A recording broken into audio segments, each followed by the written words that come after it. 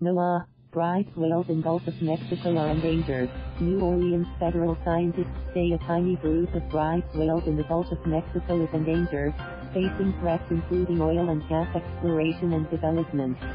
They're the only year-round baleen whales that make their home in Gulf of Mexico, and they have a unique and very important role in the ecosystem, said Laura Goldie, a marine mammal biologist with the National Oceanic and Atmospheric Administration Fisheries Service. 2 other subspecies are found in tropical waters around the world, but this one is so genetically different it may even be a different species, Goldie said. The filter-feeding whales known as baleen whales can be hard to tell apart by sight, she said. That makes it even more challenging to study them, in some ways, she said. A Republican congressman from Florida and a marine mammal scientist in Massachusetts applauded the decision to protect the whales. There probably are about 33 of them in a deep-water area called the DeSoto Canyon, Goldie said. If there are any in the southern Gulf, she said, the total including the known population is probably less than 100. Although delayed, this legislation will help to protect this vulnerable species and aid in its recovery, U.S. Rep. Vern Buchanan said in an email statement. Buchanan and Rep. Kathy Pastor, Florida, has pushed for the designation, Buchanan spokesman Anthony Cruz wrote. I think it's a great thing to declare them endangered. It's been coming for a while, said Scott Proud, Chief Marine Mammal Scientist at the New England Aquarium's Anderson Cabot Center for Ocean Life.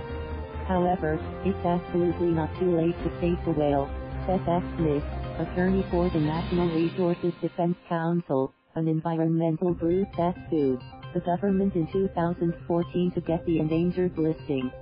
This species now has a fighting chance for survival and to rebound from the brink of extinction.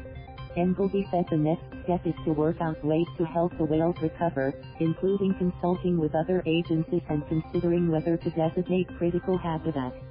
Such a designation would require NOAA fisheries consultation about any federal contracts, which include oil and gas leases in federal waters. Threats include noise from seismic surveys for oil and gas and ship traffic, which interfere with their subsonic communications. Oil and gas companies agreed in 2013 not to use seismic surveys in an area including the DeSoto Canyon. That agreement, originally for 2.5 years, has been extended and will remain in effect until 2022, NOAA Fisheries spokeswoman Kim Amendola said. A study released in 2015 estimated the whales' numbers at 26. It says a BP offshore oil spill in 2010 overlapped nearly half their habitat and might have killed up to 22% of the population. Other threats include fishing nets, oil and gas development, pollution, and even being hit by ships. The whale was hit and killed by a ship in 2009. It arrived in Tampa, Florida, on the bow of a ship, Goldie said. Since it was lactating, she noted, the calf probably died, too. The name is pronounced Bryde because they were named after the 19th century Norwegian whaler John Bryde. Whalers' reports dating back to the 1700s show they once swam in the central and northern Gulf, according to NOAA Fisheries. They eat crustaceans, fish and cephalopods, which they filter through baleen plates and bristles. Because they were confined to the Gulf of Mexico, they probably never were as numerous as some other species, said Smith. Goldie said, we don't really know much about this species.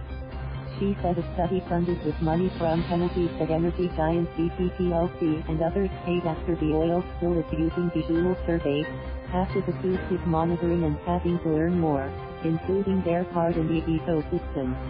/Musk. Thank you for watching. Please subscribe.